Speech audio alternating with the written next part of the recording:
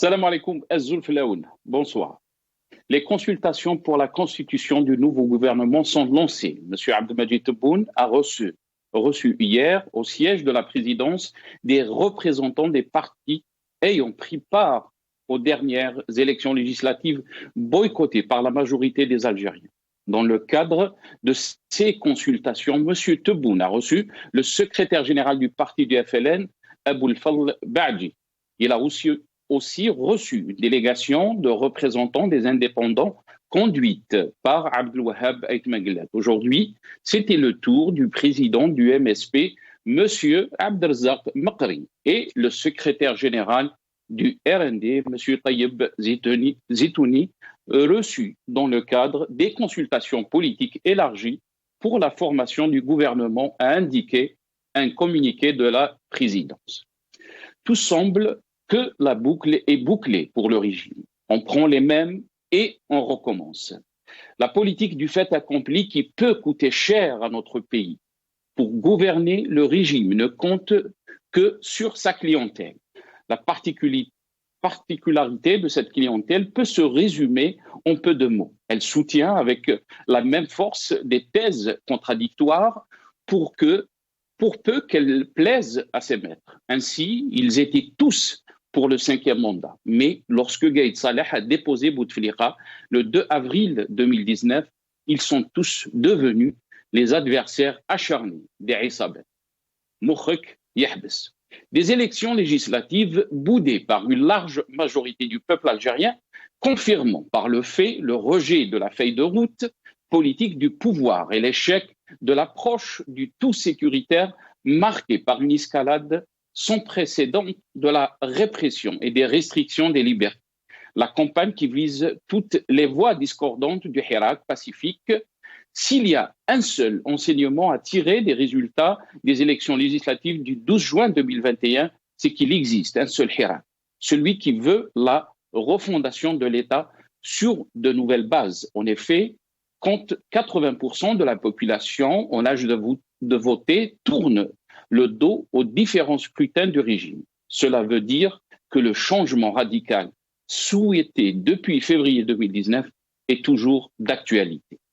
Depuis le retour du Hirak en février 2021, après une année de trêve sanitaire, la répression a été la seule actualité. Près de 6400 arrestations ont été opérées à l'échelle de tout le pays.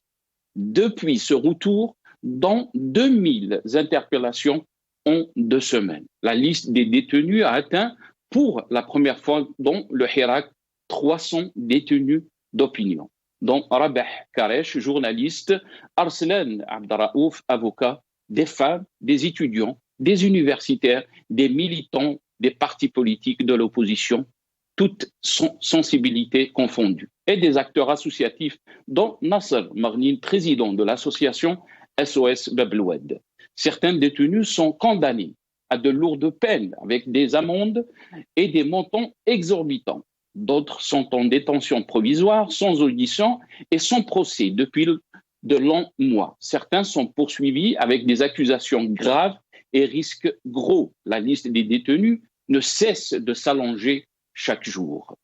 Un bilan chaotique qui contredit clairement les promesses faites par M. Tebboune de l'Algérie nouvelle, du changement, des libertés en rupture avec l'ancienne Issaba, honnie par le peuple. Malheureusement, l'Algérie révélée ravive des esprits des Algériens le sentiment de la hogara, le mépris qui a fait sortir le peuple dans la rue en février 2019 pour exiger la rupture avec le système.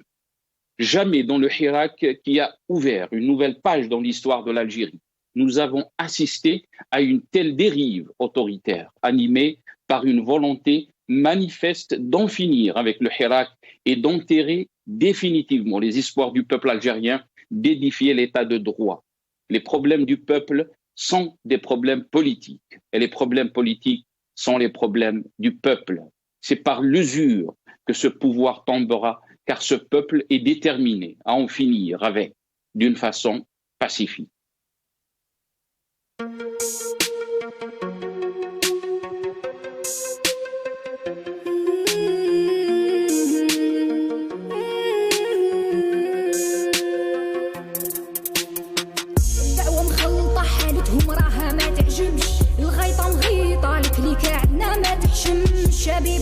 الإدارة وداير روحو ما يسمعش، المزبلة واجدة والتاريخ يا خو ما يرحمش. الخمسة ماكلات صفحتكم ما نطوات، معول تخلطها وتخلي فيها غير الفتات. الأميمة ما نسات جبدتها اللي نشوات، 10 سنين تيروريزم وزدتو 20 ما كفات. زوالي ولد بلاد جدو كي جدي عليها مات، يا الخاين ما قتبك من يدك هربت ما ولات. تروح وقاع تطير وقاع ويبقى غير الحجر في القاع، يا مالك الضباع بقرت لي تمام ما تنباع.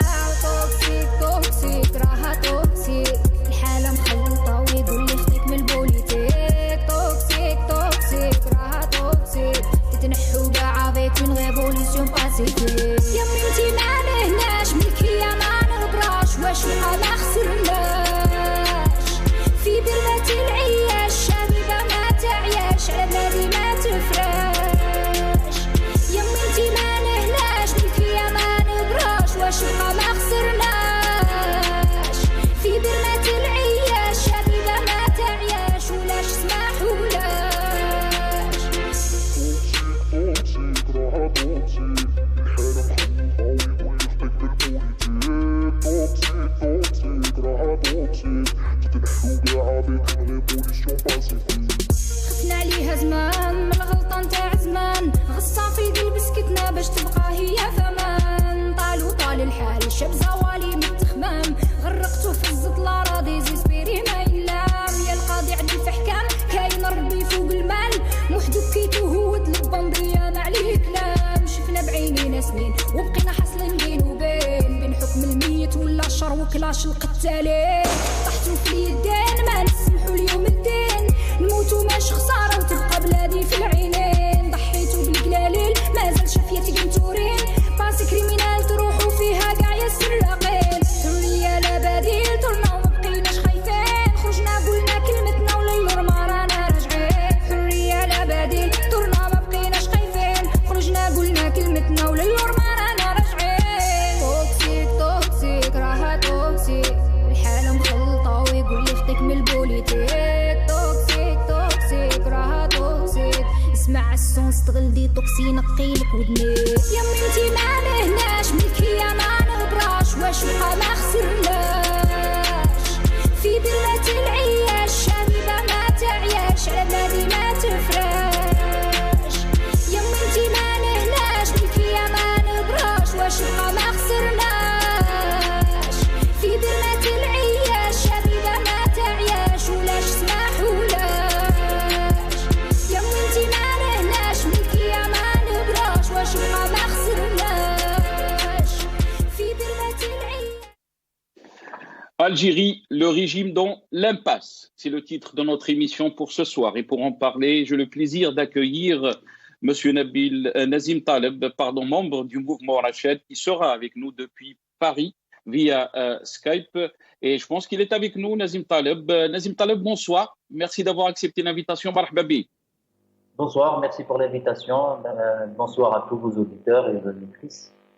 Merci à vous Nazim. On aura aussi le plaisir d'accueillir Monsieur Ramadan Hamlad, analyste politique depuis Alger. Espérons qu'il sera avec nous aussi via Skype. Je ne sais pas s'il est avec nous, Monsieur Ramadan Hamlad. Non, pas encore. On aura aussi le plaisir d'accueillir Qadrou Chouicha, syndicaliste, militant des droits de l'homme. Il sera avec nous depuis Oran. Monsieur Karim Kbir, qui est journaliste depuis Alger, et Maître Wardi El-Zoul, avocate militante des droits de l'homme depuis Alger aussi. Je vais commencer avec vous cette émission, Nazim Taleb. Merci encore une fois d'avoir accepté l'invitation. Marhaba bik. Nazim Taleb, si on revient un peu sur la situation politique que vit notre pays, bien sûr, depuis le Hirak 2019, on a vu des élections, si on peut dire, trois échecs d'élections qui étaient donc organisées par ce régime, la dernière du 12 juin dernier. Comment vous voyez ces consultations qui sont en train d'être menées par Abdelmadjid Tebboune pour la formation d'un nouveau gouvernement? Bonsoir encore une fois. Bon, il faut appeler les choses par leur nom. Les trois élections du 12 décembre, du 1er novembre et là, les dernières élections législatives montrent bien et clairement et sans équivoque que le boycott est le premier parti en Algérie. Donc, quand on parle de pourparlers, au fait, ils sont en train de parler avec les gens qui ne sont pas concernés sur la scène algérienne. Parce que les premiers concernés, la majorité, est constituée d'Algériens qui ne sont pas allés voter.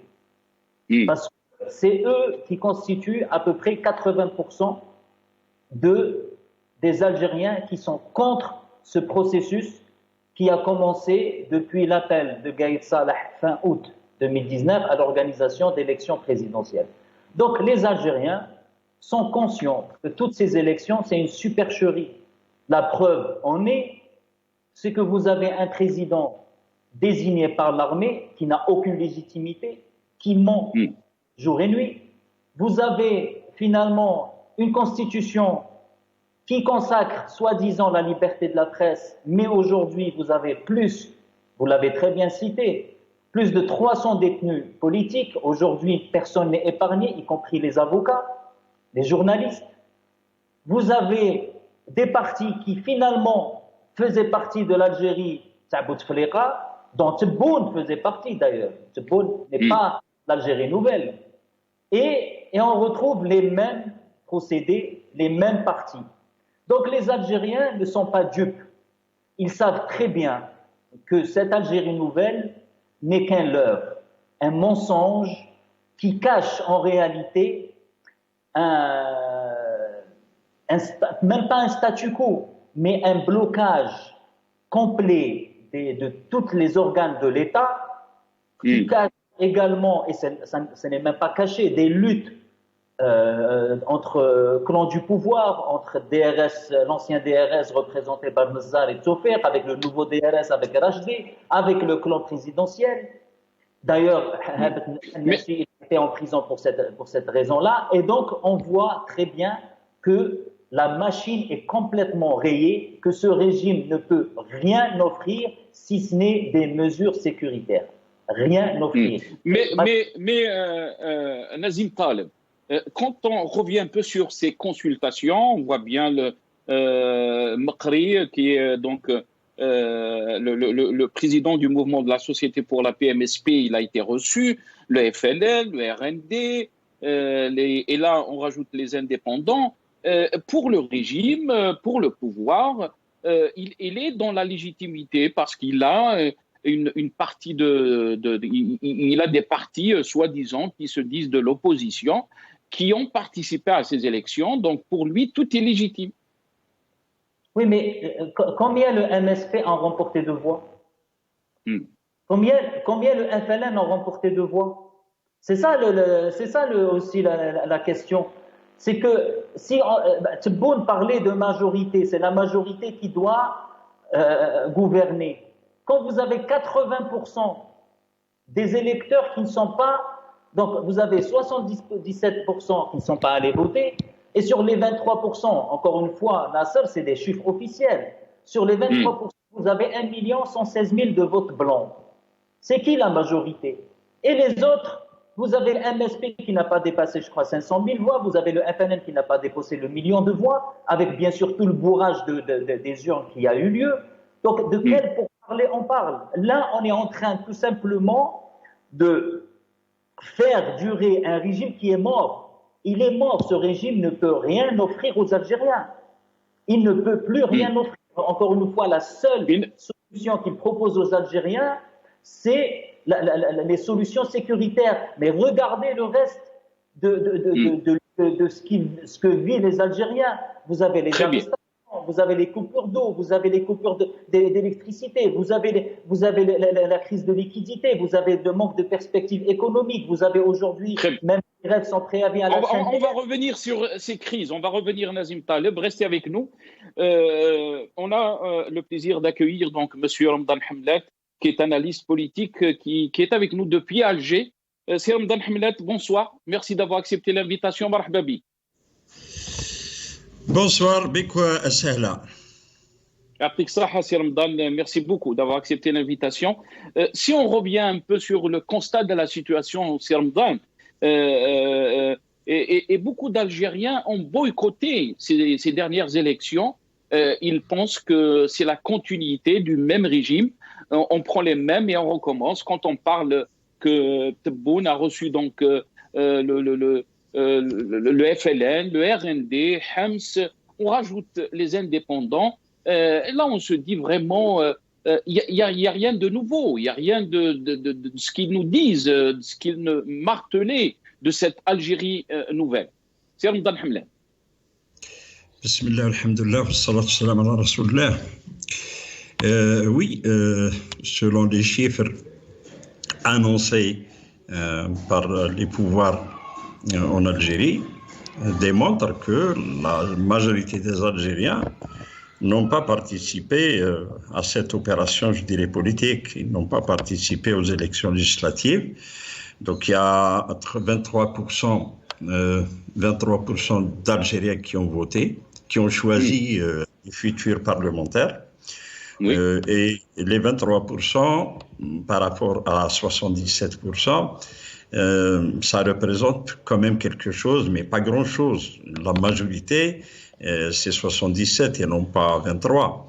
Donc, est-ce qu'avec ces 23%, on aura un Parlement légitime qui pourra éventuellement exercer ses fonctions? Sir Ramadan Hamlan, est-ce que ce Parlement sera différent de celui qu'on a dissous? Ce ne sera pas différent vu que les mêmes partis qui ont obtenu, je dirais, le plus grand nombre de sièges au sein du Parlement, vous avez toujours le FLN qui occupe la première place, vous avez Hems, le parti de Bengrina et le parti de Abdelaziz. Donc, c'est toujours, je peux dire, نفس الخريطة السياسية المشكلة والمكونة للبرلمان. بالتالي ça d'une part, d'autre part, aucun parti n'est majoritaire au sein du Parlement, donc on va certainement s'attendre à ce que le président de la République désigne un Premier ministre et non pas un chef de gouvernement. parce que la loi est claire. قانون الانتخابات واضح والدستور واضح. إذا كانت الأغلبية برلمانية من حزب بإمكانها أن تقود الحكومة ويعين رئيس حكومة، ورئيس الحكومة يطبق برنامج الحزب. Mais là, donc on peut s'attendre à un premier... Il n'y a aucun parti qui a raflé la majorité au sein du Parlement. Donc certainement, le président de la République va désigner un chef du gouvernement qui va appliquer, je dirais, le programme qui lui sera attribué. Donc l'Algérie va continuer avec les mêmes méthodes de gestion, que ce soit politique, économique, administrative et ainsi de suite. Donc, en gros, il n'y aura pas vraiment, à mon avis, il n'y aura pas beaucoup de changements en matière de gestion de l'État. S'il n'y a pas vraiment de changement en méthode de gestion, est-ce que le peuple avait raison de boycotter ces élections? Maintenant, écoutez, chacun est libre d'accepter d'aller voter et de ne pas y aller voter, c'est une liberté. Donc, هذا في الحق واجب، ولكن من حق كل مواطن باش ما يفوتيش. C'est une forme de démontrer peut-être son mécontentement, peut-être pour dire au pouvoir que je ne suis pas d'accord avec بطريقة نقول تاع الانتخاب. يعني هذا الامتناع عن التصويت يرسل رسائل كبيرة للسلطة وكل Et c'est ça la symbolique, c'est Ramadan Hamlet. La symbolique, c'est que le peuple, dans son boycott, n'accepte pas la feuille de route qui a été proposée par le pouvoir. Je ne pense pas que c'est la feuille de route qui n'accepte pas. Mais ماهوش قابل. Je préfère parler en arabe.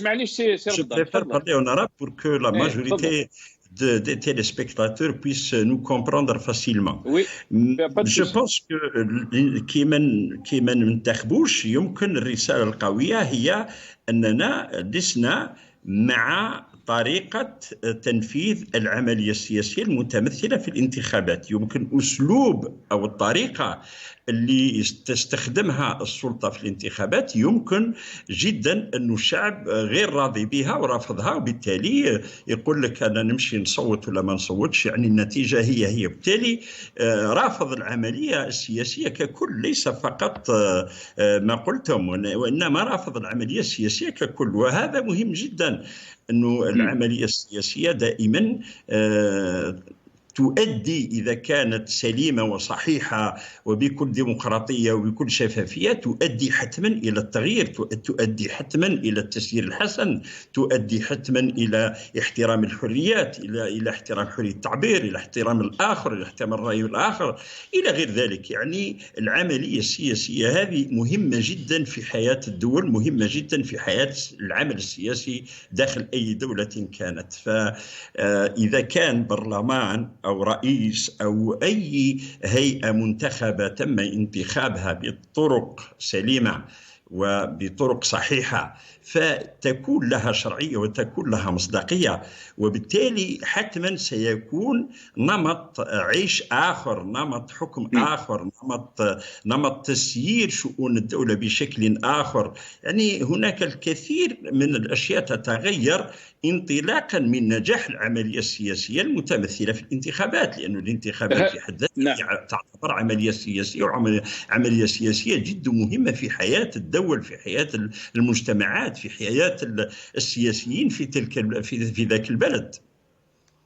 هل يعني ممكن اعتبار سي رمضان أن يعني الجزائر راهي في أزمة سياسية منذ 2019، يعني منذ بداية الحراك الشعب كان واضح، يعني حب يكون فيه تغيير شامل للنظام، حب يكون فيه قطيعة مع يعني الممارسات اللي كانت، هو ما قالش برك يعني ممارسات في وقت بوتفليقة، ولكن أرجع حتى 62 على أساس احنا ما بنيناش دولة الحق، دولة القانون، دولة المؤسسات.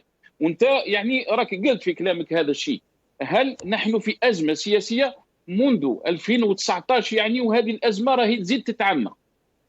حتى نكون صراحة، فالأزمة السياسية لا يمكن أن ننسبها للرئيس الحالي أو منذ مجيء الرئيس الحالي، لنكون واقعيين.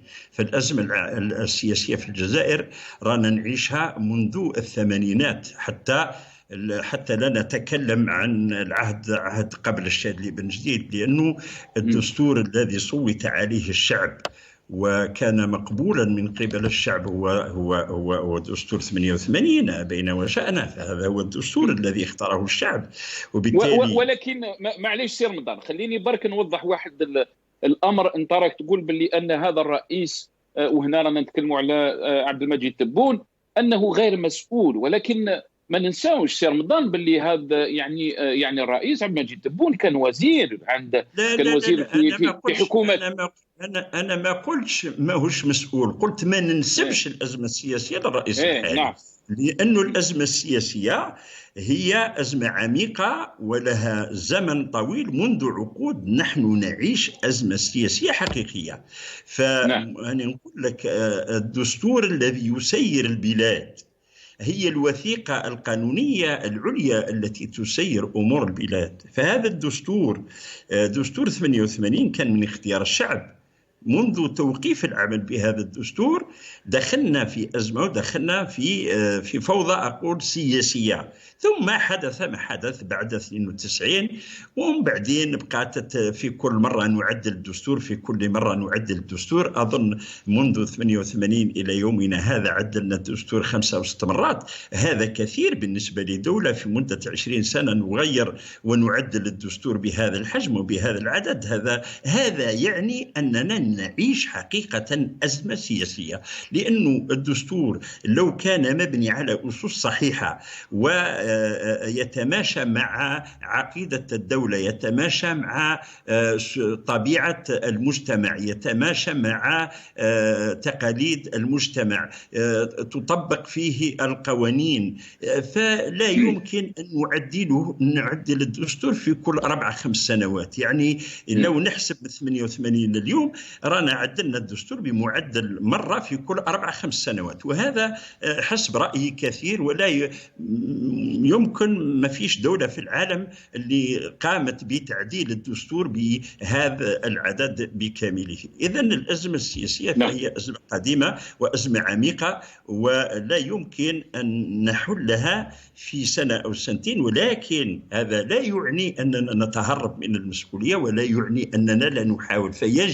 فيجب على كل مسؤول على مستوى الدولة أن يعالج كل الأزمات السياسية، وأن يصحح المسار السياسي في البلاد، وأن نصنع خريطة سياسية جديدة. هناك أحزاب صغيرة قزمة لا تمثل إلا أعضاء المكتب نتاعها في الجزائر العاصمة، فهذه الأحزاب اللي عندها لي زاغريمون في الجيب شغل روجيس دو كوميرس ويحتاجوها غير في الاستحقاقات وكذا، هذه يجب يا أخي إلغائها نهائيا، نسحب منهم الاعتماد، والبقاء على الأحزاب القوية التي ينخرط فيها الشعب ويقنع بها الشعب بعد النشاط السياسي التي تقوم به هذه الأحزاب عبر الوطن من أجل إقناع المواطن الجزائري أن ينخرط في هذه الأحزاب. ثم ننتقل إلى الجدية في العمل السياسي، ونحترم صوت الشعب، ونحترم المواعيد الانتخابية حتى الشعب يدلي بصوته وصوته. نعم، خلينا نعود نولوا في هذه النقطة اللي ذكرتها، هي الجدية في العمل السياسي، وهذا هو الإشكال. يعني خلي يعني يقعد معنا سي رمضان، دوك نرجع ليك، restez avec nous. Nazim Taleb, si je reviens à vous très rapidement, parce qu'on a été rejoint aussi par notre confrère Karim Kebir, qui est journaliste, qui nous a rejoint depuis Alger. Nazim Taleb, pour le régime, il a une feuille de route, il est en train de marcher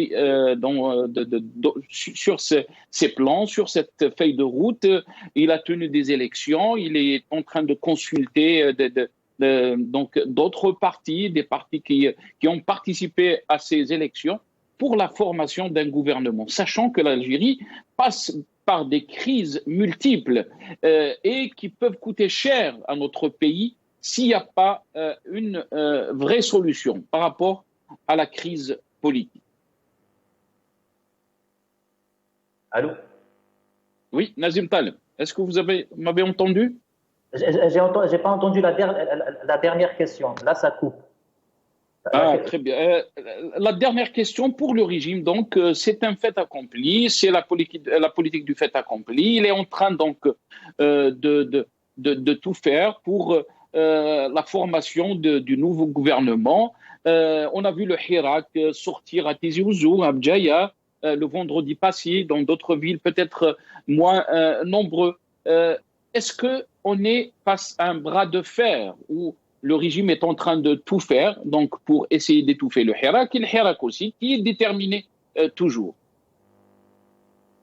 Bon, premièrement, je rappelle les auditeurs et les auditrices que les consultations ont toujours existé. Rappelez-vous des consultations de Bouteflika quand il a reçu Ouihia qui a été nommé président de la coordination, je ne me rappelle plus l'instance qu'il a été créée pour les consultations suite aux révolutions au printemps arabe. Rappelez-vous des consultations, ils avaient invité pratiquement les mêmes personnes, c'est juste les mêmes partis mais avec des noms différents. Ça n'a pas empêché la crise et le Hirak de 2019. Donc ils sont en train de faire les mêmes choses, les mêmes procédés qui vont aboutir exactement au même résultat. C'est un résultat d'échec, encore une fois, qui malheureusement fait perdre à l'Algérie un temps précieux qu'elle n'a pas. L'Algérie aujourd'hui ne peut pas se permettre de perdre autant de temps à aller dans une situation de blocus permanent. Et croire que le Hirak est tout simplement Messiret, c'est tout simplement ne rien avoir compris au Hirak de 2019. Alors certes, le nombre n'est pas le même pour diverses raisons, notamment la répression, le retour les anciennes méthodes de division, même si Gaïd Salah a fait la même chose avec rappelez-vous le drapeau kabyle. Oui. Et aujourd'hui, ils font la même chose avec le mouvement Rachet, mouvement terroriste, et le mouvement MAT, mouvement terroriste, pour en fait raviver cette division islamiste, ou indépendantiste, etc., etc. Mais malgré ça, malgré 2 ans d'arrestation, malgré 2 ans de jugements qui sont tout simplement injustes vis-à-vis de ceux qui expriment leur opinion, on est toujours au même point de départ de février 2019. Pourquoi ? Parce que les fondamentaux du régime algérien restent les mêmes, à savoir la mainmise de l'armée sur la décision politique. Parce que quand on parle de Tebboune, il faut toujours rappeler que Tebboune, il n'est que le candidat d'un clan à l'armée. Vous aviez, et c'est par les preuves, aujourd'hui, c'est même pas nous qui le disons. C'est le général aujourd'hui qui a été dégradé au grade de jaune D, lui, son poulain, c'était Méhoubé, et Gaïd Salah, son poulain, c'était Tebboune. Donc c'est même et pas là, nous. vous parlez de Wassini Bouazza. Bouazza Wassini, exactement. C'est même pas nous qui le disons, c'est eux-mêmes qui disent que leur poulain c'était Méhoubé et l'autre que c'était Tebboune. C'est qui a annoncé les élections? Très bien. خلينا ناصر نصف لي بالوقت شويه. لا parce que je vous ai donné 2 fois la parole si Nazim parce qu'on a d'autres invités. نعاود نرجع لك. Allez-y, finissez votre idée. Juste finir, c'est tout. Donc, je voulais dire tout simplement, Nasser, que les méthodes sécuritaires ne pourront jamais résoudre le problème. Et croire que le Hirak, c'est le Masirat, c'est faux. Le Hirak, c'est l'idée que les Algériens se sont appropriés, à savoir Dawla Madaniya Machi Askaria, à savoir que l'Algérie, c'est pas en changeant la façade politique qu'ils vont régler le problème. Et c'est pour ça que, comme l'a dit M. Hamlet, que les Algériens ne sont pas allés voter parce que tout simplement, ils savent qu'ils vont retrouver les mêmes visages ou les mêmes partis avec d'autres visages et ils n'ont pas eu tort. Ils n'ont pas eu tort. C'est pour ça que je vous dis, c'est tout simplement, ils sont en train de mener l'Algérie vers le mur et malheureusement, on n'a pas le temps pour ça. Et il faut absolument qu'ils réalisent qu'ils ne pourront pas sortir de la crise politique s'il n'y a pas le militaire qui rentre aux casernes une fois pour toutes. Très bien. Smah li Nazim, parce que je dois respecter le temps pour les autres invités aussi. Karim Kbir qui est avec nous. Karim Kbir, merci d'avoir accepté l'invitation. Marhaba bik. Bonsoir. Bonsoir. Merci à vous, Karim. Karim Kbir, si on revient un peu sur la situation politique en Algérie, comment peut-on lire ces consultations alors que ces consultations de Abdelmadjid Tebboune pour la formation du nouveau gouvernement, les Algériens ont boycotté ces élections, après de 80% de la population ont boycotté ces élections. Est-ce que le régime est dans l'impasse encore plus après ces élections législatives? Karim Kbir.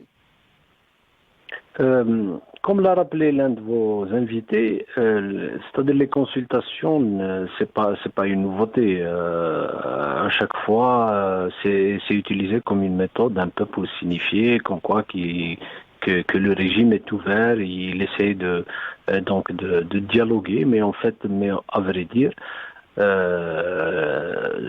ce genre de consultations, d'invitations, elles sont beaucoup plus destinées à appuyer une démarche qu'ils ont déjà au préalable arrêtée. Donc Tebboune, je pense qu'il ne fait pas exception.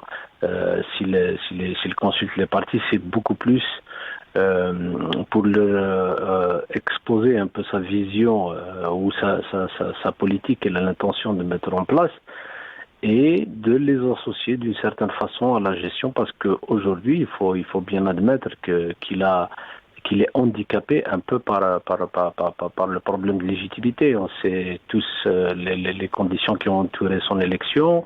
Il y a le référendum populaire qui a été complètement... on a vu le taux de participation et puis les élections législatives, on a vu quand même c'est une abstention historique. Donc, il se retrouve fatalement dans l'obligation un peu d'essayer de s'entourer de ceux qui peuvent éventuellement l'aider dans sa mission. C'est à mon avis dans ce sens qu'il faut lire un peu ces consultations. Mais du reste, je suis de ceux qui pensent que les partis qu'ils consultent n'ont absolument aucun pouvoir, ni la capacité, ni la légitimité nécessaire pour s'imposer à leurs yeux, aux yeux du régime, ou changer la démarche politique arrêtée. Donc, comment vous voyez donc la continuité de cette politique face à un Hirak qui est toujours déterminé, malgré la répression, les arrestations, la politique du tout sécuritaire, mais le Hirak est toujours là. Comme l'a mentionné Nazim Taleb, qui dit que le Hirak, c'est l'idée. يعني الحراك فكرة والفكرة لا تموت. Comment ils disent, ils l'ont dit les Algériens. Comment ce régime peut continuer à appliquer la même politique, Karim Kbir? Je crois que le régime est dans une profonde crise. Il ne peut pas, de toutes les façons, il est dans une grande impasse. Toutes les données montrent qu'aujourd'hui, il est dans une véritable impasse et il n'a pas de solution à proposer aux Algériens, mis à part une gestion sécuritaire de la situation, comme on a pu le voir et comme on le voit chaque jour que Dieu fait avec ses multiples arrestations en cascade. Parce que justement, toutes ces tentatives d'essayer de récupérer un minimum de confiance chez les Algériens n'a pas abouti. Comme je l'ai précisé tout à l'heure, il y a 3 rendez-vous électoraux qui ont été complètement ratés. Et donc, aujourd'hui, ça montre que le fossé s'est creusé de façon abyssale entre les gouvernants et les gouvernés. Mais malheureusement, faute de lire la situation et d'essayer de trouver les solutions qui s'imposent. Et les solutions existent. Mais malheureusement, nous n'avons pas encore perçu une volonté chez les dirigeants d'accepter le changement ou d'aller vers le changement. Sauf qu'ils ont, de mon point de vue, leur propre conception du changement, c'est-à-dire à leur rythme, mais ce changement ne se fera pas tel que voulu par les Algériens.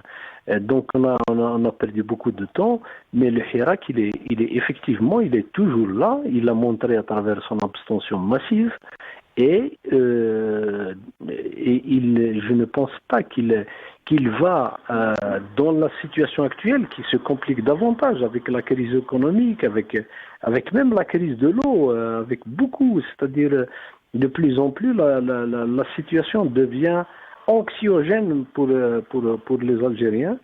Et donc nous sommes face à une situation d'un dialogue de sourds. Vous avez d'une part l'écrasante majorité des Algériens qui rejettent le système et qui souhaitent un changement à la mesure de leurs ambitions, et de l'autre côté, un régime dont l'obsession est uniquement de se reconstituer et de continuer à gouverner, mais malheureusement, ils n'ont ni les moyens, ni la légitimité, ni la capacité pour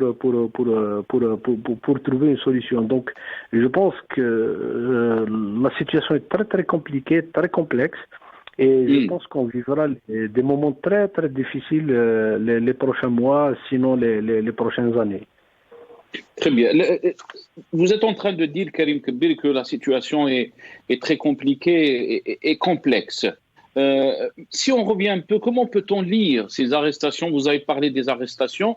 Là, le peuple algérien est en train d'observer ce qui se passe. Et comment peut-on lire l'arrestation de Aït Hamouda, bien sûr, Nordine Aït Hamouda, par rapport à ces déclarations sur Amir Abdelkader, et aussi le directeur de la chaîne de télévision Al-Hayat, Habib Hannachi, Al-Hayat, qui était quand même très engagé dans la politique de régime, entre guillemets. Karim Kbir. Honnêtement, Nassar, c'est pas évident personnellement, je ne vais pas me hasarder à faire des lectures expéditives parce qu'encore une fois, la difficulté est liée d'abord à l'opacité de la politique du régime. Et comme je l'ai dit, la complexité de la situation. Donc, ma question peut-être, je vais la poser autrement, Karim Kbir. Est-ce que vous avez parlé de la complexité de la situation, mais aussi de l'impasse du régime? Et ce régime, il n'est pas uniforme, c'est qu'il y a des clans au sein de ce régime. Est-ce que vous pensez que on est en train de voir une certaine guerre entre ces clans-là? Justement, c'est ce qu'on peut accréditer lorsqu'on voit tout de même cette tendance, tendance à arrêter à tour de bras des citoyens de diverses catégories sociales, parce qu'il faut pas quand même, tout le monde a dû le constater que nul aujourd'hui n'est à l'abri d'une arrestation et pour n'importe quel motif. Donc on peut percevoir à travers ça qu'il y a une démarche qui est sécuritaire visant à faire peur aux citoyens pour les empêcher de s'exprimer, ni de s'organiser, ni d'essayer de tenter de proposer des alternatives. Mais nous savons bien aussi qu'il doit y avoir quand même, au sein du régime, il doit y avoir quand même des gens qui sont sensés, qui sont lucides, qui savent pertinemment que cette démarche conduit le pays au mur, et donc il y a forcément qu'il faut absolument changer le logiciel et que cette situation ne va pas aboutir à trouver des solutions. Donc nous le voyons à travers justement, parfois vous avez évoqué le cas de la chaîne Hayat, nous ne devons pas oublier que cette chaîne a fait un travail de propagande pour le régime. Donc si aujourd'hui le propriétaire se retrouve face au tribunal, c'est parce que justement on sent que les rapports de force, plutôt la guerre clanique est toujours là. Il est là entre ceux qui éventuellement souhaitent qu'il y ait une petite ouverture ou du moins adopter une autre démarche, et ceux qui sont des jusqu'au-boutistes qui veulent un peu gérer encore le pays de façon musclée. Très bien. Restez avec nous, Karim Kbir. Je sais que vous n'avez pas beaucoup de temps, mais je ne vais pas tarder à revenir à vous. Monsieur Ramadan Hamlat, si on revient un peu sur ce qui a été dit par Karim Kbir, est-ce qu'on peut dire qu'il y a une guerre clanique au sein des vrais décideurs? On peut dire que c'est une partie de l'état-major qui impose donc la direction de la politique dans notre pays. Est-ce que vous pensez qu'il y a une certaine guerre clanique et qu'on peut constater ou on peut lire à travers des décisions incohérentes qui se passent en ce moment dans notre pays? Oui, je vous écoute. En tout cas, les guerres claniques, ça existe partout dans le monde, même en Algérie, ça existe, et ça, on ne peut pas le cacher, c'est une vérité. Donc, à chaque fois, il y a, c'est vrai que d'ailleurs, l'annonce des premiers chiffres des élections législatives le premier responsable de cette opération nous a donné quand même un pourcentage qui s'est avéré faux. Il nous a donné 30,20%, alors que le surlendemain, il nous donne un autre chiffre, c'est des chiffres des électeurs et les chiffres qui n'ont pas voté. Ça nous a donné, avec un petit calcul, 23%. Donc ça prouve que il y a quelque chose qui n'était pas normal durant l'annonce durant l'annonce des résultats par l'organe qui est chargé de l'organisation et du contrôle des élections en Algérie.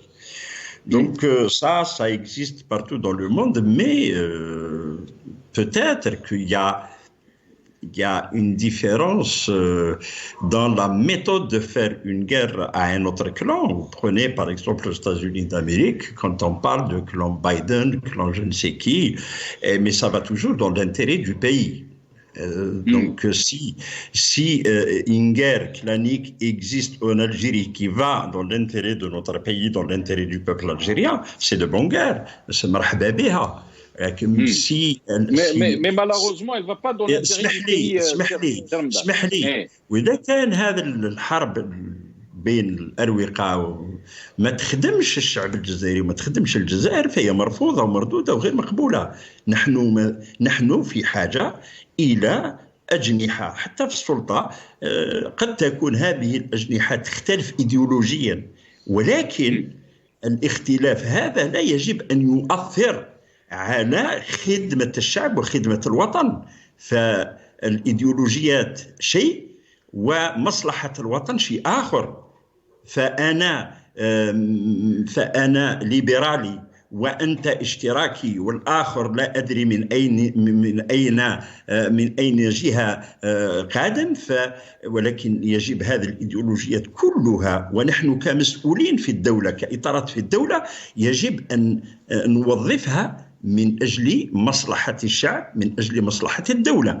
إذا خرجت عن هذا الهدف، عن هذا المبدأ، فهي حرب خاطئة ويجب أن لا تكون، فهي معرقلة، فهي لا تؤدي إلى الأحسن بل تؤدي إلى الأسوأ. ونحن في حاجة إلى الأحسن وليس إلى الأسوأ، خاصة مع الظروف التي تمر بها الجزائر، ظروف جد معقدة على مختلف المستويات. في الحالة الأمنية المحيطة بالجزائر لا توحي يعني لا تبشر بالخير. الأزمة الاقتصادية كذلك، الأزمة المالية، ناهيك عن بعض المشاكل، هناك العديد من المشاكل الاجتماعية. فنحن، وأقولها هنا في المكان اللي نسكن فيه أنا، أسبوع ما شفناش الماء في الروبيني. دونك سا بوز ان فري بروبليم. مع النهاية تولي الشعب يتقلق، يقول لك كيفاش أنا أسبوع ما يجينيش الماء، ويجي يخرجك يغلق لك الطريق، وهناك يخرج يغلق لك الطريق، هو مس حرية الباقي، مس حرية الآخرين، ولكن هو مجبر ومدفوع أن يقوم بذلك العمل. في الحقيقة عمل يعني ممكن يكون فيه انفجار، ولكن مدفوع أن يقوم بذاك العمل. المواطن دفع إلى القيام بعمل كهذا، ونحن لسنا في حاجة، خاصة في الظرف التي تمر بها المنطقة، نحن لسنا في حاجة من تكديس المشاكل الاجتماعية وفرضها على المواطن بشكل يعني لا يليق، وبشكل يعني حتى أحيانا أقول يقولوا حتى الشعب يهدر في الشارع، يقول لك هذه متعمدة، راهم يديروها لنا بالعاني وكذا. وفي الحقيقة يمكن المستوى العالي ما يعلمش بهذه المشاكل البسيطة، ولكن الشعب في راسه تدخل يقول لك هذه الأمور راهي مديورة بالعاني. ومن يدري، يمكن أن جهات معينة في السلطة أو كمسؤولين على قطاعات معينة يقومون بعرقلة يمكن بعض المشاريع التي تخدم المجتمع، خاصة التزويد بالماء الصالح للشرب. فنحن حاجة إلى، وخاصة في فصل الصيف. خليني برك نسألك سؤال يعني، ونخليك نعطيك الكلمة. الكثير من الجزائريين يعني راهم يقولوا باللي المشكل في البلاد، المشكل السياسي ولا الأزمة السياسية اللي راهي متعقدة مع يعني الأشياء اللي تكلمت عليها، هو أن العسكر يعني ما حبش يخرج من السياسة، هو اللي يعني خلى على اساس ما يكونش فيه تغيير، هو اللي يوقف في وجه التغيير، هو اللي ما بغاش يعني يسمع ما بغاش يكون فيه تغيير في الجزائر. هل انت راك تشوف هذا الشيء؟ ويعني قلت في كلامك باللي هذا الشيء ممكن يدينا يعني للمأزق كبير، يعني رايح تعيشوا الجزائر.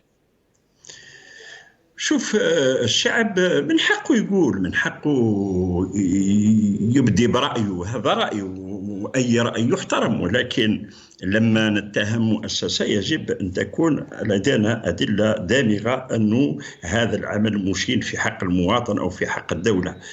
كنا نسمع يتكلموا بالعلبة السوداء. من هي هذه العلبة السوداء؟ احنا اللي ما نعرفوش هذه العلبة السوداء شكون هي، من هم مشكلين هذه العلبة السوداء، شكون داخل هذه العلبة السوداء؟ يقول لك هما اللي يقرروا، هما يديروا هما كذا. إذا احنا لو نعرف من هي هذه العلبة السوداء نقدر أن نوجه الاتهامات لأي مؤسسة كانت، سواء كانت تعرقل أو كانت تعمل في الصالح العام. أما عن المشاركة، أقول المشاركة حتى لا يفهمني غلط المواطن، المشاركة السياسية للعسكر، فشوف في كل دول العالم العسكر يشارك في بناء السياسة العامة للدولة. ولكن اسمح لي يشارك في بناء السياسة العامة للدولة. نعقب برك على الكلام تاعك ونرد لك الكلام هذا. يعني احنا رانا نتكلموا على اساس ان العسكر هو اللي ينصب، هو اللي يقرر، هو اللي يسطر السياسه، هو اللي يعني كي ديفي كي قوم، يعني اللي يحب العسكر هو اللي يديره. هذا هو الاشكال يعني مع الشعب. قال باللي العسكر خليني نكمل كلامي كسياسي. فالعسكر في أي دولة من دول العالم يشارك، أقول، في بناء السياسة العامة للدولة، لأن المؤسسة العسكرية ووزارة الدفاع لهم حجم كبير في بناء السياسة العامة للدولة. ووزارة الدفاع تعمل مع 5 وزارات سيادية عند الدول الكبرى والدول العظمى. فهذه الدول في هذه الوزارات السيادية تعمل من أجل تحقيق الاستراتيجية الدفاعية للبلاد، وهذا كم هو مهم في استقرار الدولة، في استقرار النظام السياسي، في استقرار، أقول، في بعث التنمية الاقتصادية والتنمية المستدامة وغير ذلك. الآن إذا كان جيش يتدخل في السياسة خارج هذا النطاق العام المعروف في العلوم السياسية، فأنا أستطيع أن أقول هذه المؤسسة التي تعمل خارج إطار العلوم السياسية وما درسناه في العلوم السياسية فهي مخطئة. وأؤكد لك أنه في الولايات المتحدة الأمريكية العسكر يتدخلون في المواضيع، خاصة تلك التي تمس بالاستراتيجية العامة أو الدولية للولايات المتحدة الأمريكية. ولكن لا يصنعون الرؤساء. فلما جاء ترامب ما يصنعوش الرؤساء، مش هما اللي يصنعوا رؤساء، الشعوب هي اللي تختار رؤساء تاعهم. وانا شنو نقول لك، في أمريكا ترامب لما جاء كرئيس قال في الحملة الانتخابية أنا أسحب الجيش من كوريا الجنوبية ومن أوروبا ومن كذا إن لم يدفعوا. فالعسكر هم الذين وقفوا ضد هذه الفكرة. الآن أنا نقول لك إذا كان أي مؤسسة عسكرية بما في ذلك المؤسسة الجزائرية تعمل عكس هذا، أي هي التي تدير كل الشؤون السياسية في البلاد، هي التي تخلق الرجال، هي التي تبرمج، هي التي تخطط للسياسة، فهذا خطأ فادح من قبل هذه المؤسسة العسكرية أينما كانت حتى ولو في الجزائر. ابقى معنا سي رمضان. كلام واضح.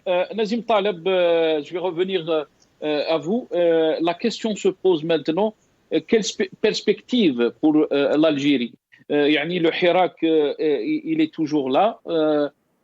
Et aussi, vous avez parlé des crises qui vont toucher notre pays, surtout celles économiques et sociales, qui vont compliquer encore la situation. Nazim Taleb. Non, je voudrais revenir avant de répondre à votre question à 2 remarques sur ce qu'a dit M. Hamlet. Quand il a dit dans chaque pays il y a des clans et il a dit le clan Biden. Biden, c'est pas un clan. Biden, c'est un parti politique qui avait un projet politique On ne peut pas dire que Biden, c'est un clan. Et on ne peut pas dire non plus que Trump, c'est un plan. Après, je suis tout à fait d'accord quand il dit l'armée participe, mais elle participe, elle a un rôle consultatif. Et vous avez vu, par exemple, des grands litiges entre Trump et Mattis, par exemple.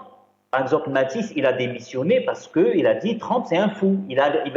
Il voulait exploser la Syrie et il voulait bombarder l'Iran. Donc, il a démissionné.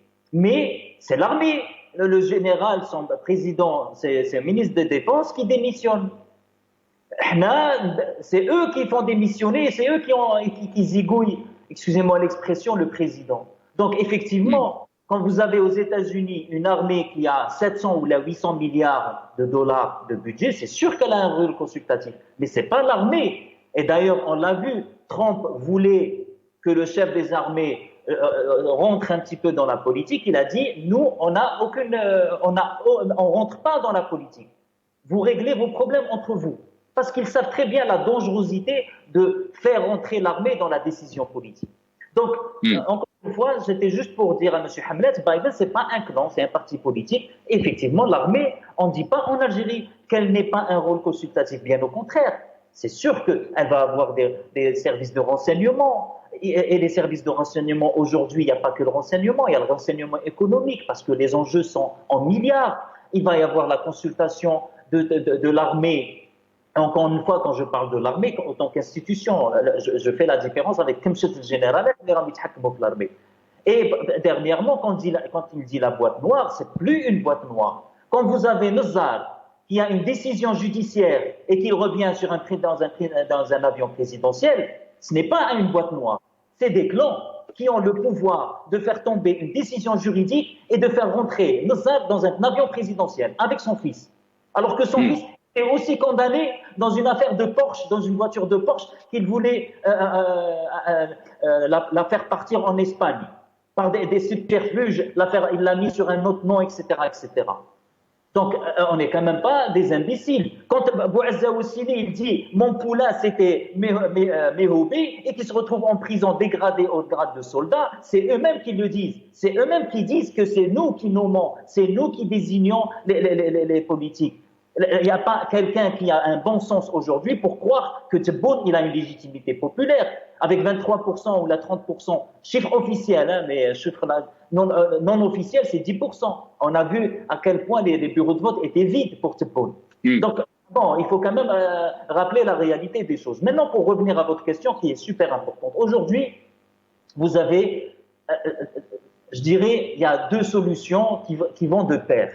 Aujourd'hui, je crois, et ça, on en avait énormément dit au sein du mouvement Rachel, il faut une unité. Alors, une unité, pas une unicité, hein, je parle d'unité. C'est-à-dire qu'il faut laisser nos divergences de côté. Il faut que les gens qui ont la confiance du peuple algérien se mettent autour d'une table, mettre leurs différents de côté et aller à l'essentiel et proposer une feuille de route au régime. Parce que je serais tenté de dire que même s'il y a une aile au niveau de l'armée qui veut une solution, en face, il n'y a personne. Et ça, c'est une réalité. Et je n'exclus pas qu'il y a une aile au sein de l'armée qui en ont marre de la situation actuelle de l'Algérie. Ils en ont marre.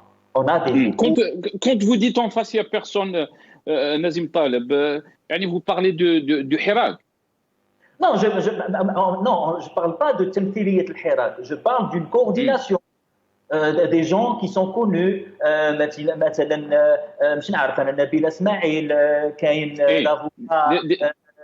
y a plusieurs avocats. Des visages qui sont connus dans le Hirak.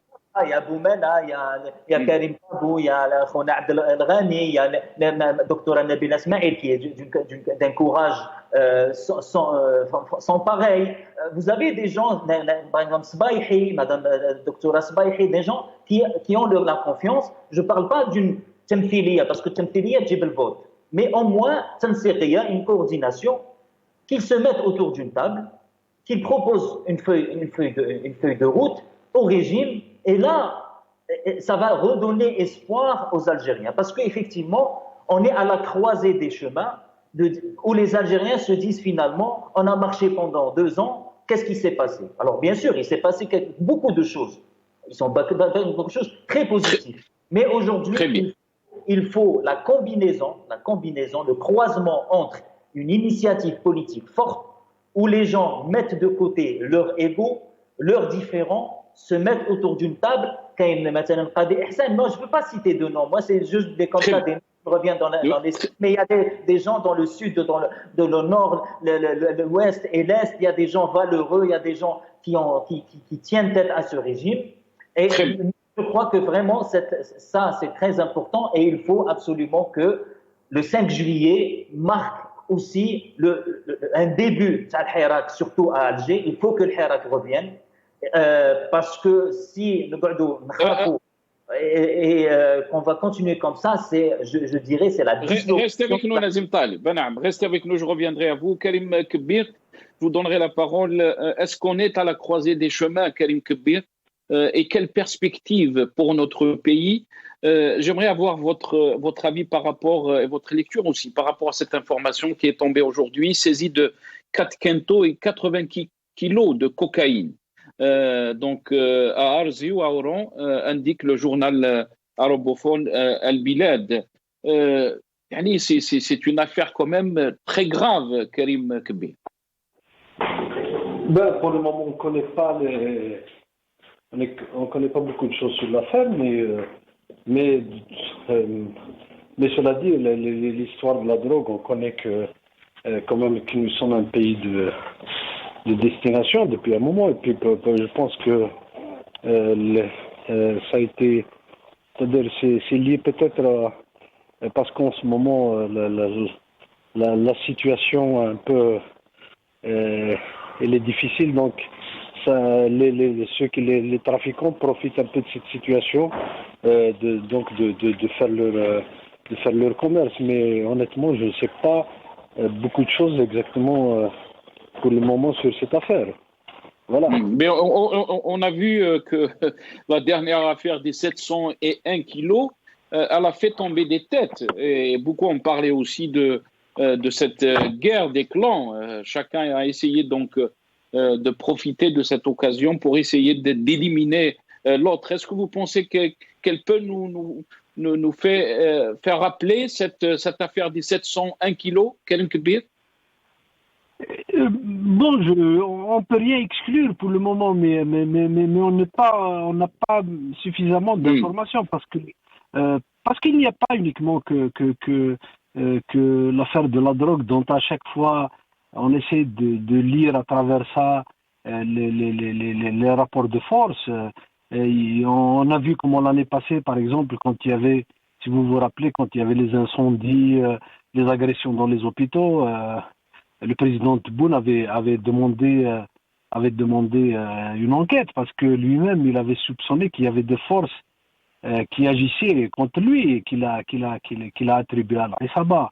Donc ce n'est pas exclu que cette affaire de la drogue soit peut-être éventée un peu pour accréditer cette thèse, mais faute d'éléments encore d'informations assez précis pour comprendre, donc il est difficile tout de même de la mettre directement, de la coller à ce contexte. Mais a priori, personnellement, ce que je peux dire, c'est que dans la situation que vit aujourd'hui le pays, avec tous les enjeux liés déjà à la gestion interne, avec les problèmes, comme je l'ai dit tout à l'heure, des arrestations, et puis sur le plan extérieur, c'est-à-dire les services de sécurité sont sur le qui-vive. Donc, je pense, il se peut que dans cette situation un peu difficile, il y a des réseaux qui exploitent un peu cette situation pour faire commerce. On l'a vu même dans les années 90. Beaucoup de gens ont amassé des fortunes à la faveur du terrorisme. C'est-à-dire au moment où l'Algérie était en guerre, il y a d'autres qui faisaient des affaires. Donc, parfois, ces situations un peu de difficulté profitent à certains. Mais pour le moment, je préfère quand même attendre d'avoir beaucoup plus d'éléments d'information pour essayer un peu de comprendre les tenants et les aboutissants de cette affaire. Karim Kbir, quelle perspective face à cette situation très difficile que vous avez décrite? est-ce que vous pensez qu'on est face à une situation qui va s'aggraver avec le temps? On parle des coupures d'eau, même si Ramadan Hamlet parle dans son quartier, il y a une semaine de coupure d'eau. Là, les Algériens, à certains moments, ils vont exploser face à ces difficultés. Allô? Oui, Karim Kebir. Écoutez, de toutes les façons, ce qui est sûr, en tout cas c'est mon point de vue, ça reste mon point de vue, nous sommes dans une grande impasse. La démarche adoptée par les autorités n'est pas la bonne et ne sera jamais la bonne. Le régime est dans une grave crise. Il ne peut pas se réformer, il ne peut pas faire des replâtrages, il n'a plus le personnel d'ailleurs qui va gérer, parce que l'essentiel de l'élite indépendante, celle qui a une autre vision de l'Algérie, elle est dans le Hirak, c'est celle qui souhaite. Donc, nous n'avons pas mille choix. Ou bien, ils vont se rendre compte que le pays va droit dans le mur. Donc, autant ouvrir, c'est-à-dire ouvrir. J'ai cru entendre quelqu'un parmi vos invités dire qu'en face, il n'y a pas de solution. Ce n'est pas qu'il n'y a pas de solution, mais c'est parce qu'on empêche qu'il y ait une solution. C'est qu'on a tout fermé, on a tout verrouillé, on pourchasse les militants, on emprisonne des gens, donc on ne veut pas que la société s'organise, débatte librement dans un cadre de liberté, lever les entraves sur l'exercice politique, ouvrir les médias, c'est-à-dire la solution existe, mais il la refuse. Donc, je pense que les prochains mois seront encore plus difficiles si on continue dans cette fermeture, parce qu'avec la crise qui va se greffer, bon, aujourd'hui, je pense que le souvenir des années 90, l'échec du mouvement de 2001 après la mort de 126, donc il y a beaucoup, les Algériens aujourd'hui en tout cas donnent l'impression ils ne peuvent pas aller à se sacrifier pour un tas de raisons, mais cela ne veut pas dire qu'ils nourrissent toujours l'espoir de changer l'ordre des choses. Donc, ou bien il y aura cette ouverture, ou bien on va continuer dans la passe. Et malheureusement, ce genre de fermeture souvent conduisent à terme à des dérapages. Donc, c'est ce que nous redoutons et c'est ce que nous ne souhaitons pas, malheureusement. Parce qu'avec les frustrations qui vont s'accumuler, forcément, la fermeture n'est pas pour arranger les choses. Merci beaucoup, Karim Kebir. Merci d'être avec nous dans cette émission. Karim. Je reviens à vous. Je vous donne la parole. Si des solutions existent, nous dit Karim Kebir, face à cette situation très difficile, vous l'avez même dit, c'est Ramadan Hamlet, je précise aussi que vous êtes expert sécuritaire, on vit dans dans une situation aussi qui est très délicate en termes de sécurité, mais face à cette situation de crise politique, on ne peut pas continuer à gérer l'Algérie de la même façon, Ramadan Hamlet. Beaucoup d'Algériens essayent de dire est-ce qu'il y a des gens sages au sein de ce régime pour essayer de répondre donc aux attentes du peuple algérien. Alors, c'est Ramadan. Ok. Rapidement, je réponds à votre invité quand il dit que le rôle de l'armée est consultatif. Je regrette infiniment. Les armées du monde, c'est vrai, sur des questions, ils ont un rôle consultatif, mais pas sur d'autres. C'est pas le politique qui définissent les zones géographiques d'importance stratégique, mais c'est plutôt le militaire. La stratégie énergétique américaine n'est pas l'œuvre de politique, c'est l'œuvre des militaires. Les Chinois, s'ils ont construit leur propre porte-avions, il y aura d'autres très prochainement aussi, c'est pour assurer l'acheminement des produits énergétiques. Donc l'armée, pourquoi toute question stratégique est liée à l'armée? Parce que le plan un plan stratégique qui dit il trace des objectifs. Pardon, il trace des objectifs. نخليك تكمل سي رمضان، نخليك تكمل برك. ولكن سي رمضان les Algériens qui reprochent à une partie de l'état-major de se mêler de la politique, c'est que ces gens-là servent leurs intérêts. Je fais une introduction. Laissez-moi, j'arrive à ce point. Donc, tout ce qui est stratégique, juste pour préciser. Mais là, vous, ils servent leurs intérêts. Je perds.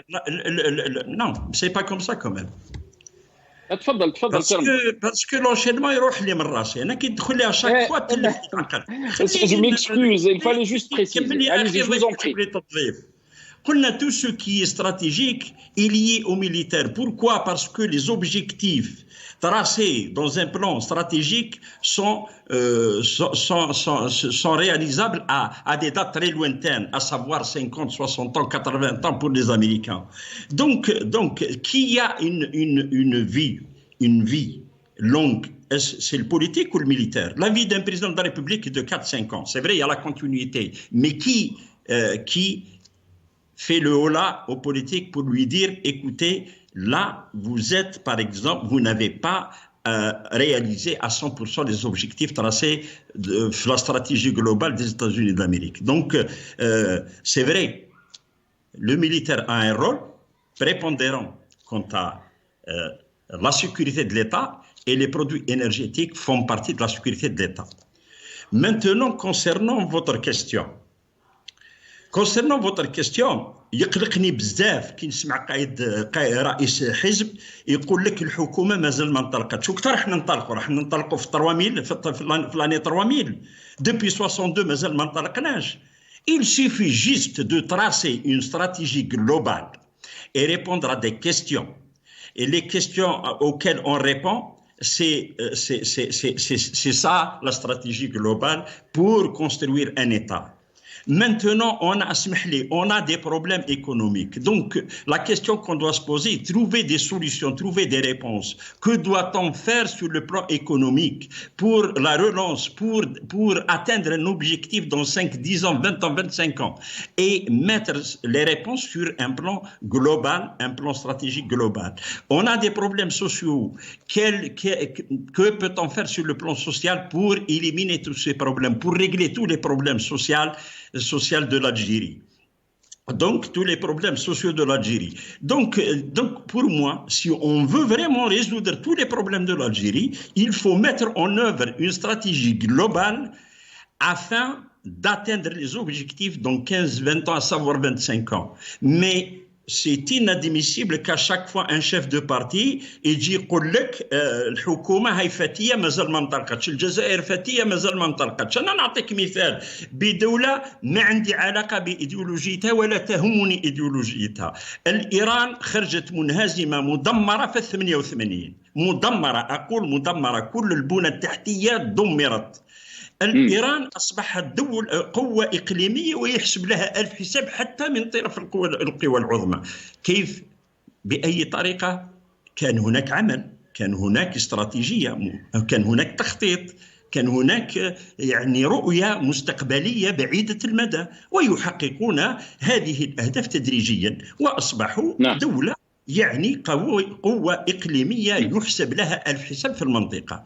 فكيف نحن بقدراتنا وبإمكانياتنا وبجغرافيتنا وبموقعنا الاستراتيجي وبالكفاءات الوطنية العالية التي يعني هذه الكفاءات أثبتت وجودها في العالم، أثبتت وجودها في مؤسسات عالمية كبرى، فكيف لهذه العوامل كلها لا تدفع بالجزائر للخروج من هذه الأزمات؟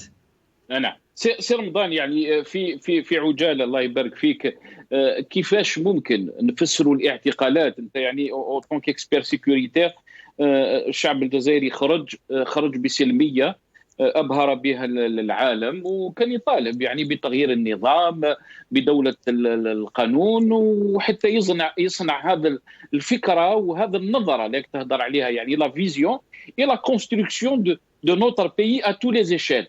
يعني كيفاش ممكن نفسروا هذه الاعتقالات وهذا الالاف تاع الاعتقالات اللي شفناهم في الاسابيع هذه الاخيره. انا ما نفهمش يعتقلوا واحد وبتهم ثقيله ومن بعدين يقدموه امام العداله تظهر ذيك التهم غير مؤسسه ويطلق سراح وبراءه.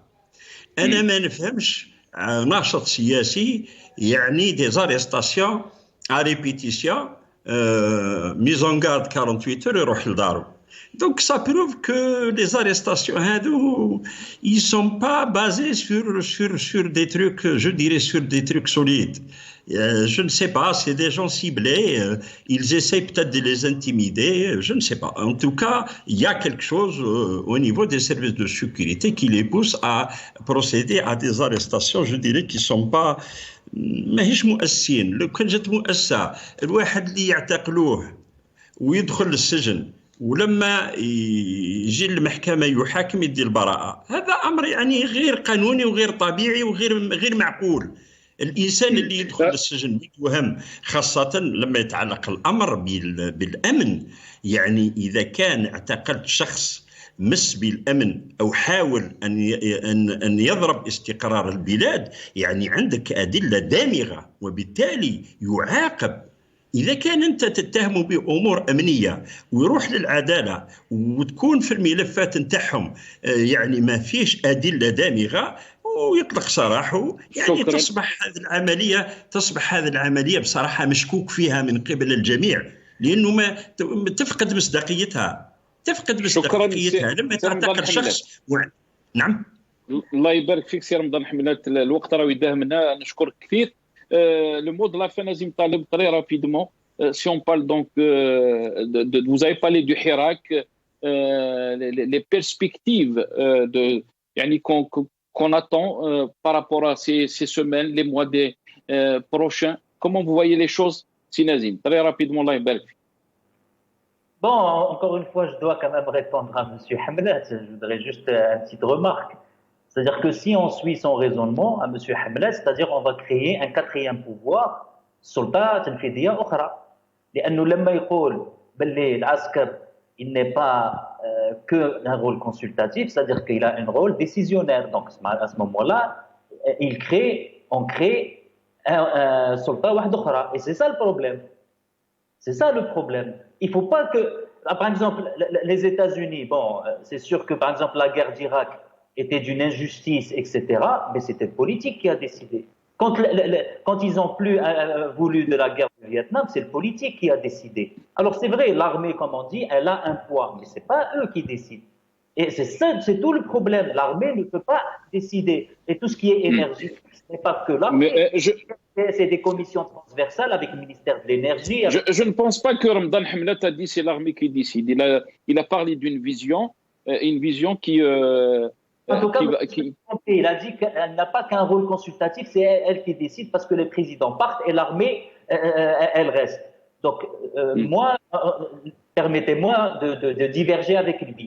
L'armée ne peut pas décider. Sinon, si elle décide, ça veut dire qu'on annule le pouvoir exécutif. Et ça, c'est un gros problème. Et c'est le gros problème.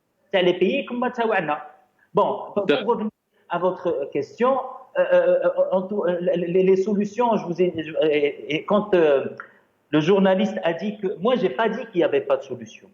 Les solutions ont été présentées, je crois, il y a eu 80 plateformes, dont Rachid, déjà dans le cadre de la CNC mars 2019, on a proposé des solutions.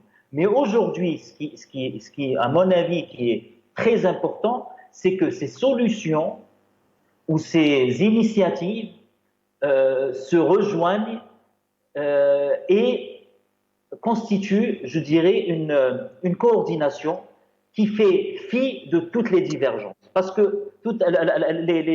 par exemple, les initiatives qui ont lieu, par exemple le PAD, il était plutôt gauchiste, vous avez d'autres qui sont l'étiquette islamiste, l'autre, etc., etc.